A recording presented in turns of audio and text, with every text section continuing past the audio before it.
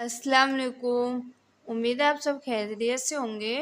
तो नूरानी कायदा का तख्ती नंबर आज पढ़ेंगे हम 17 और इस वीडियो में सीखेंगे वक्फ करने के मायने। वक्फ का मतलब होता है ठहरना और वक्फ आयत को भी बोलते हैं। आयत करने के कायदे। तो आप वीडियो को पूरा ज़रूर देखिए। वीडियो पसंद आए तो लाइक कीजिए। हमारे चैनल पर पहली बार आए तो प्लीज़ हमारे चैनल को सब्सक्राइब कर लीजिए और ज़्यादा से ज़्यादा इस वीडियो को अपने दोस्तों के साथ शेयर कर दीजिए।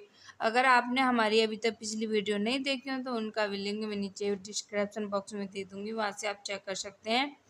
और इसी चैनल पर हम उर्दू ज़बान की भी वीडियो अपलोड करते हैं। अगर आपने वो भी नहीं देखी हो तो उनका भी लिंक मैं नीचे डिस्क्रिप्शन बॉक्स में दे दूँगी, वहाँ से आप उर्दू ज़बान भी पढ़ सकते हैं।